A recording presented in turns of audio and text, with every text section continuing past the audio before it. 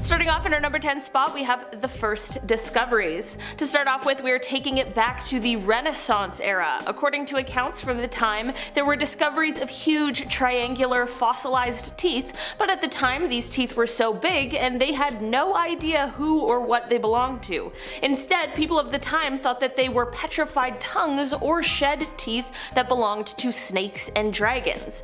I mean, with the size of these teeth, I truly do not blame people for thinking that they were proof of the existence of dragons. It wasn't until 1667 when the Danish naturalist Nicolaus Steno recognized them as the teeth of sharks, and it was then that he described his finding in the book The Head of a Shark Dissected, which also contained an illustration of the tooth. In our number 9 spot today, we have the South Carolina discovery. Back in 2020, a woman was walking the beach in South Carolina when she spotted a gray chunk sticking out of the sand. She suddenly realized that this was a tooth, and it was a lot larger than any she had seen before. She ended up taking a video as she found the tooth, which she ended up posting to Facebook, and according to her, the tooth was about 5.75 inches and weighed about 15.9 ounces. The area where she found the tooth was a coastal one in South Carolina, which was once the sea floor millions of years ago. The mud in the area is said to be quite the hotspot for finding ancient Megalodon teeth and other incredible treasures. After the find, the woman was rightfully shocked, saying, quote, "The tooth is just incredible and it's mind-boggling that we now have a fossil on our mantle that is 3 to 5 million years old. Just wild." I mean, can we blame her? Not even the age, but how it's the fossil of the largest marine predator of all time. Pretty dang cool to say the least. In our number 8 spot today, we have the seashell hunt. Back in July of 2019, a man was out walking with his family and their dog on the shores of Ocean Isle Beach when he saw something sticking out of the sand. You likely already know where I'm going with this. It is no surprise this was an almost 6-inch tooth that once belonged to a Megalodon. The tooth itself, of course, is impressive, but so was the striking black root seen on the end. The family was apparently in the midst of searching for seashells, which is what led them to the tooth in the first place. In the low tide, they could only see the black root, but thankfully they took the time to flip it over,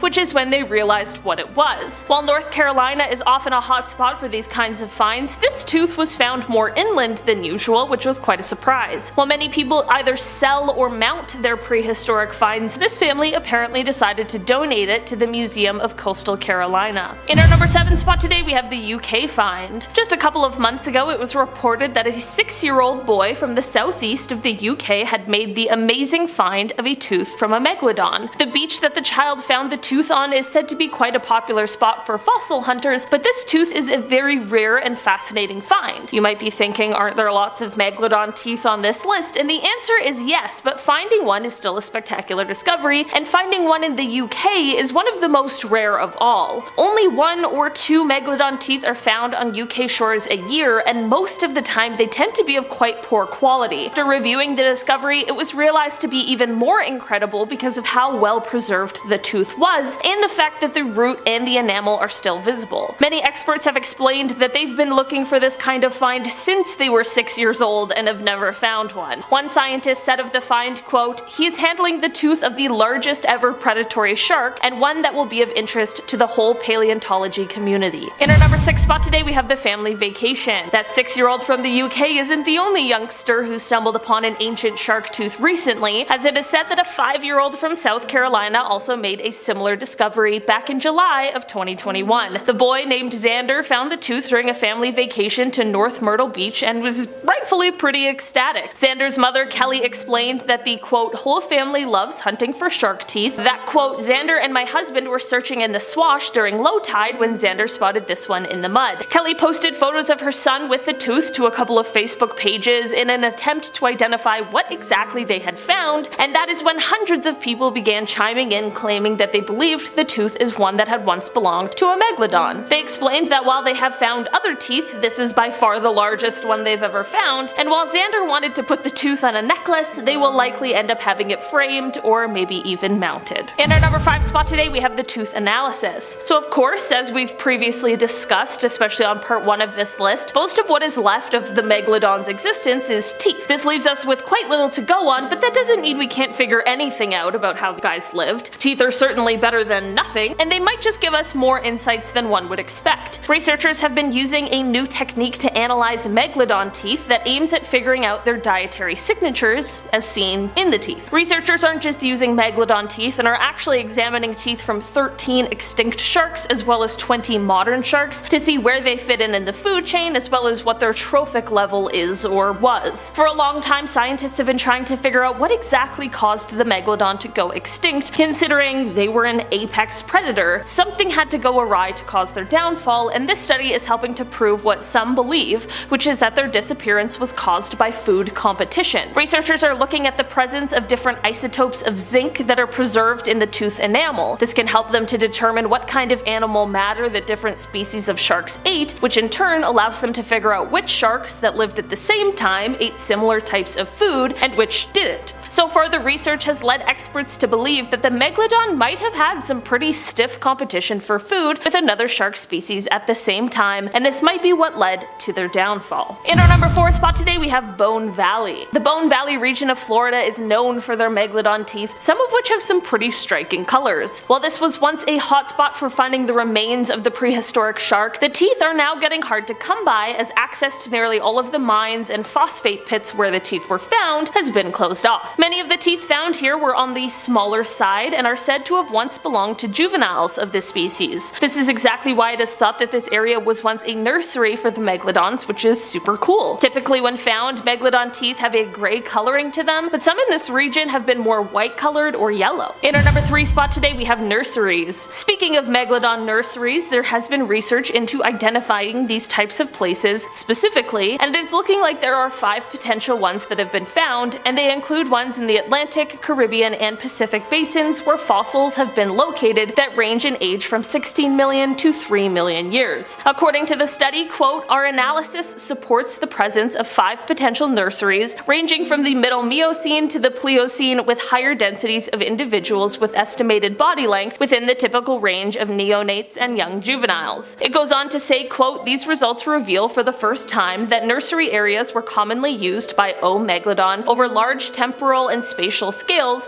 reducing early mortality and playing a key role in maintaining viable adult populations." This just shows us that these areas were extremely important for the species in order to feed and protect the younger members, just like how modern sharks do the same sort of thing. In our number 2 spot today, we have the downfall. Like any scientist who studies the Megalodon, there is also the pressing question of how did these guys end up extinct? What really drove them there? It is something that we have some really good theories and hypotheses about, but no one can yet say for certain. Those same scientists who are studying the Megalodon nurseries, however, are also explaining why these nurseries could potentially have been one of the things that led to their downfall. In the same study, speaking about these 5 potential nurseries, they also explained that, quote, "Ultimately, the presumed reliance of O. Megalodon on the presence of suitable nursery grounds might have also been determinant in the demise of this iconic top predatory shark. Our planet has changed a lot, and it is possible that these areas that they really relied on to help nurse their young into adulthood began disappearing thanks to the changing climate of the Earth. At this point, it is just another contender for real cause of the extinction of the Megalodon, but it is certainly a compelling argument. Although the Megalodon didn't survive up until these modern times, sharks as a class of animals have been able to survive all 5 global extinction events, which is absolutely incredible. In our number 1 spot today, we have the supernova theory. Okay, to cap off our list today, we have one more theory as to how the Megalodon may have gone extinct. The theory was published by 3 researchers in the Scientific Journal of Astrobiology, and basically it suggests that it could be possible that, quote, "one or more supernova about 2.6 million years ago may have been the leading cause of a mass extinction of a large number of marine megafauna, which of course would include our buddy the Megalodon." This theory claims that an increase in radiation from these cosmic events may have been strong enough to have a drastic effect on marine life. In a statement, one of the scientists associated with the study said, quote, "Imagine the great white shark in Jaws, which was enormous, and that's the Megalodon, but it was about the size of a school bus. They just disappeared about that time, so we can speculate it might have something to do with the muons. Basically, the bigger the creature is, the bigger the increase in radiation would have been." They went on to say that the radiation from exploding stars, which could have been as close as just 160 light years away from Earth, may have been too much for our atmosphere and the creatures creatures that lived here at the time to handle. While water shields a good amount of radiation, the scientists claim that it can't block the muons. The researcher also said, quote, creatures that are used to being almost isolated from radiation would suddenly get a whole lot. They would be unlikely to have as good of a defense against radiation as land creatures would. And that's the end. Starting off in our number 10 spot, we have the TikTok shark. In May of last year, someone on TikTok called Alex Albrecht, who is a marine biodiversity student as well as a musician, shared a video on the app that had people seriously shocked. The TikTok shows a massive shark lurking around the ship that Alex was on, which is said to have just been off of the coast of Massachusetts at the time. The ship was full of research students when this massive shark made its appearance, many of which either screamed or had some sort of expletive to say in response. Another TikTok user asked in the comments if the shark in the video is a Megalodon, considering how absolutely huge this thing was. Was this an actual Megalodon? Likely not, but hey, I'm not the marine life student here, so who am I to say? In our number 9 spot today, we have the feeding habits. While it's hard to learn much about the habits of a creature that has been extinct for as long as the Megalodon has, there are different and really interesting clues we can use to determine some of the things that were once a complete mystery to us, and one of those things has to do with their feeding habits. Of course, a creature that is slated to be as large as the Meg is going to need a lot of fuel. It's gonna need a big meal, and what better large meal lives in the ocean than a whale? That's right, one of our current largest creatures was a Megalodon delicacy. You may be wondering how we were able to figure this out, and that relates back to the finding of fossilized whale bones. These bones have been found with cut marks from Megalodon teeth etched into their surface. It is said that some of these bones even have nastier wounds, with the shark teeth actually still stuck in them from millions of years ago. Talk about an apex predator. In our number 8 spot today, we have the bite force. One thing scientists have been able to estimate about the Megalodon is what they think might have been the force that they could bite down with. So to set the stage, we of course need something to go on, unless you're already an expert in bite forces. Humans, our bite force is measured to be around 1,317 newtons. That doesn't seem too bad. Next, a great white shark, which seems to be quite the predator here currently on Earth. Their bite force is measured at about 18,216 newtons. That's definitely quite a jump from us as humans, but it makes sense. I mean, a great white can definitely do a lot of damage should it choose to. So now we have the Megalodon, one of the most powerful predators to have ever existed, the apex predator. Scientists estimate their bite force was between 108,514 to 182,201 newtons. A reminder that ours isn't even 1,500. It's discoveries like these that really put into perspective just how large and powerful this prehistoric creature really was. In our number 7 spot today, we have so many teeth. So most of the discoveries relating to fossils of megalodons that have been found are just teeth.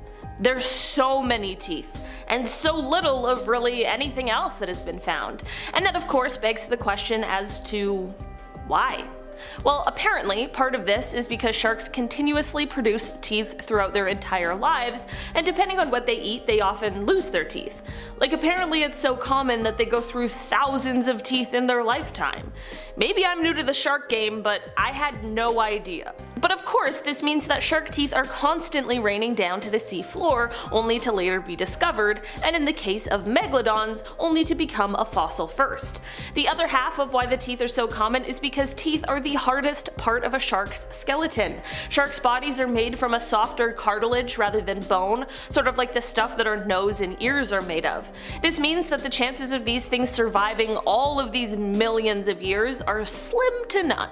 In our number 6 spot today, we have a fossil. Like I mentioned previously, it's hard to find any remains or fossils of megalodons other than teeth. Most of these remains have been lost to time, but that is exactly what makes this discovery so fascinating. A fossil found in Peru a few years ago is said to not only have been the discovery of a full set of teeth, but also a brain case and a small string of vertebrae, which is a very rare find. Aside from just being a relic from a time long past, this fossil could give us immeasurable insights into what these creatures looked like, more so than we know now, and it may even be able to uncover some of the secrets that remain hidden in the past.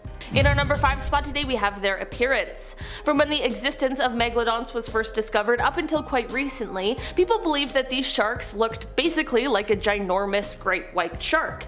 Like most of us have seen Jaws, think of that shark. Or the 2018 classic The Meg. That's what people assumed they looked like. Turns out, based on what we now know, that's really not the case. These sharks would have had a much shorter nose than a great white, like a sort of flattened and squished one. It also would have had longer, like extra long pectoral fins, because when you're that big, you need all of the support you can get to navigate through the water.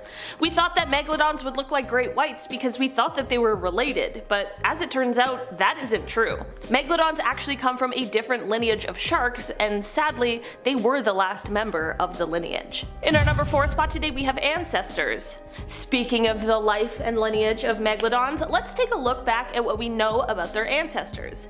The oldest definitive ancestor of the Meg is a 55-million-year-old shark called Otodus obliquus. These sharks grew to be about 9 meters or 30 feet long. This of course isn't where things stop though. The evolutionary history of this shark goes back to another ancestor called Cretalamna, which lived about 105 million years ago. This means that the lineage of the megalodon spans over 100 million years. That's wild. This is part of how they found out that megs and great whites weren't actually as closely related as once thought. Through more fossils that have been found, they've been able to trace this lineage, and in fact it is now believed that ancestors of great white sharks and the megalodon probably lived at the same time, and they were likely in competition with each other.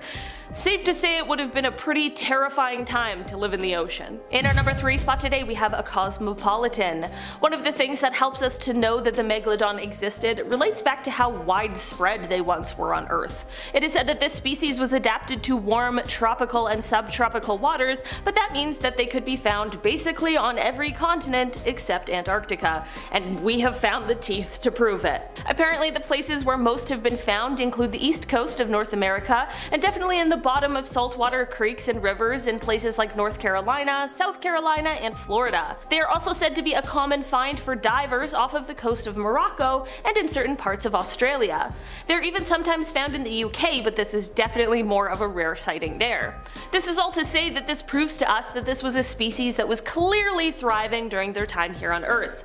It can be hard to imagine these prehistoric creatures, but in the history of our planet, they really aren't that long gone. In our number 2 spot today we have rings. One of the best preserved and most complete megalodon fossils or specimens finds its home in the Royal Belgian Institute of Natural Sciences Conservatories in Brussels.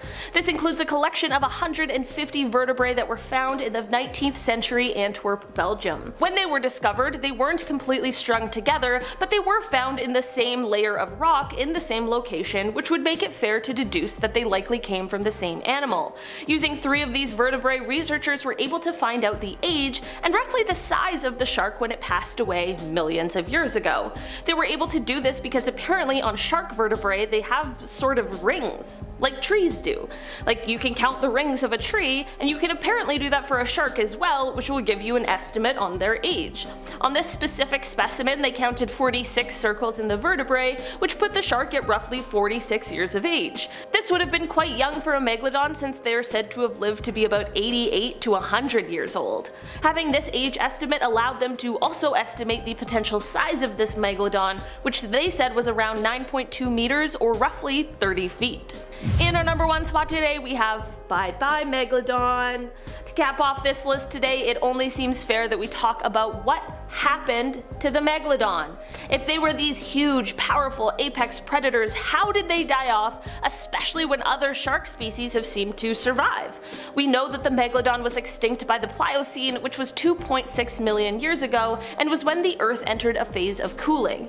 We of course can't know exactly the moment the last megalodon died, but right now it is believed that it may have been about 3.6 million years ago. The cooling of the planet is likely the biggest contributor to the demise of the Meg. egg. I mentioned before that they preferred warm tropical waters, and a drop in those temperatures would totally throw off the habitat that they once called home. This significant habitat loss, coupled with the likelihood of their favorite prey either also going extinct or adapting to cooler waters and moving where the sharks couldn't go, truly is a recipe for disaster for the good old Megalodon. Another big contributing factor relates to when they gave birth, which is thought to have happened close to the shore, which would provide a cozy, shallow nursery for their young that was free from predators like large whales. This is all fine and dandy until ice begins to form at the poles and the sea levels dropped, which means that the safe place where they once went to have their pups was now destroyed as well.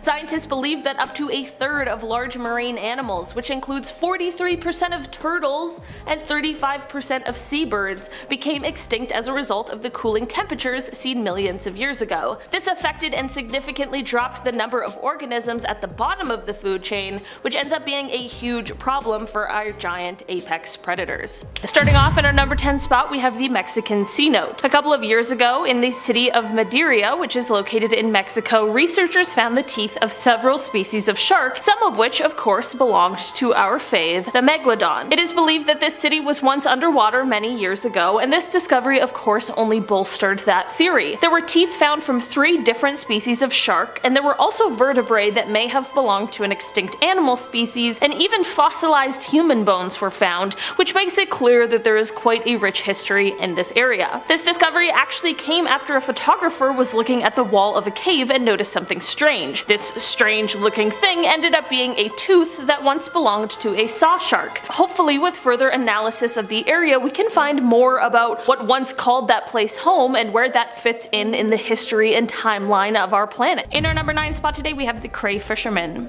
David Stead is an Australian naturalist, and in his book titled Sharks and Rays of the Australian Seas, he details an encounter with a shark that some have taken to believe is the legendary Megalodon herself. Apparently this incident happened in 1981 to a group of CRAY fishermen that David spoke with.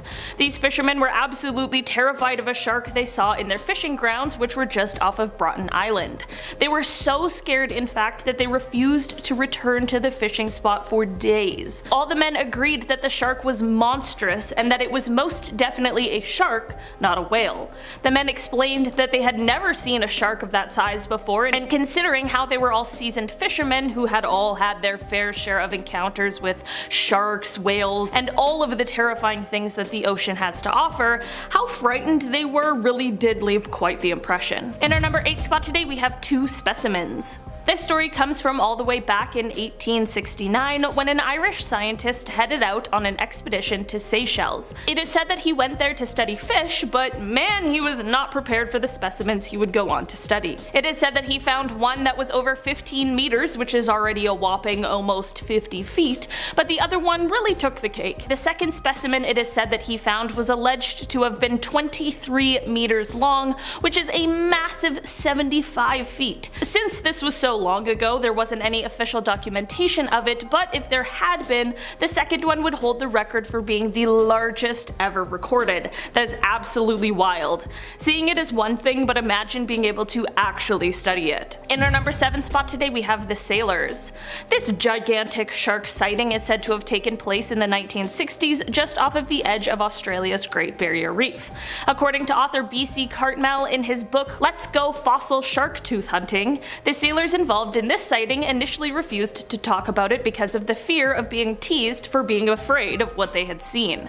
After some time, however, they began to speak about the incident. They explained that while on board their 85-foot ship, they needed to weigh anchor in order to conduct some engine repairs. While this was ongoing, the crew became absolutely shocked when they saw the biggest shark they had ever seen slowly swimming past their completely stuck ship. Just like the last one, all the men agreed that they were not mistaking a whale and that it was indeed a shark. They also said that this shark was so large it was rivaling the boat in size. That is absolutely massive. Whether it really was a Megalodon or not, whatever shark they saw that day certainly wasn't the average size. In our number 6 spot today we have the battle scar. This story is a little different than the others on today's list, and it started with the sighting of a great white shark. This 15-foot long shark was spotted swimming just off of Isla Guadalupe in Mexico, but what was so striking about this great white in particular was the absolutely savage wound it had on its side.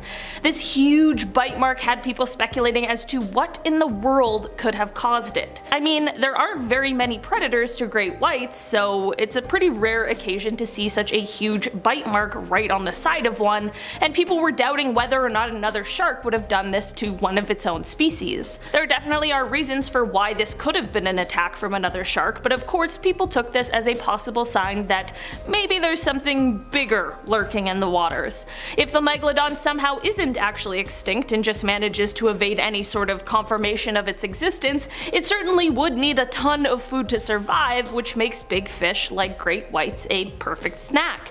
The Megalodon is, however, one of the most powerful predators to have ever lived on our planet, so if this bite really was from a Megalodon, it's surprising that this great white made it out alive. In our number 5 spot today we have a world record. Basking sharks are known for being one of the largest fish in the ocean, and that is exactly why the largest one ever recorded was definitely something to write home about.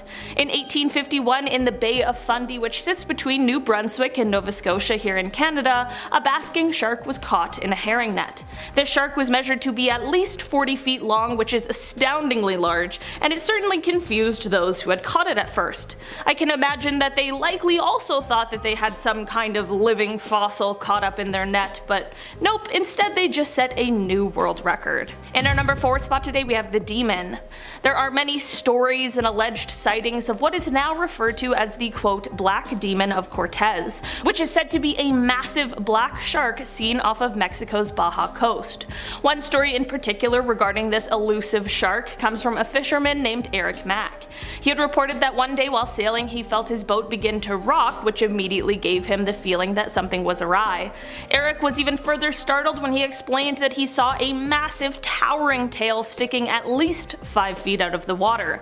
The stories of this shark are so infamous that it was even the focus of an episode of a History Channel show called Monster Quest. Maybe if there's a part 2 of this video we'll talk about some more of the sightings surrounding the demon. In our number 3 spot today we have deep blue. This shark is in fact not a Megalodon, but it definitely is a more modern contender. Deep blue is the name of a great white shark who is most definitely one of the greatest ever recorded, at least in our lifetime. This colossal monster is the largest great white shark ever caught on camera by scientists. She is measured to be 20 feet long, 8 feet high, and about 2.5 tons, and while this isn't all that huge compared to her massive prehistoric cousin, it certainly is no small feat. Rumors of her existence have been spread since as far back as the 1990s, but it wasn't until 2014 that she was officially caught on camera and documented. Researchers at the time were in the midst of studying tiger sharks, but she made her grand appearance after scavenging some food from a sperm whale carcass nearby. In our number 2 spot today we have Bigger Than the Boat. Zane Grey is a man who is a novelist, and he is definitely best known for his adventure novels, but it is also said that he was a deep sea angler, and it was during one of his fishing adventures that his Megalodon sighting came. In the novel, which is titled Megalodon, Fact or Fiction, writer Rick Emmer speaks of this incident, saying that Zane claimed to have seen, quote, one of the man-eating monsters of the South Pacific. It is said that whatever kind of shark he saw, it was a shark that was much longer than his boat, which was somewhere from 30 to 40 feet.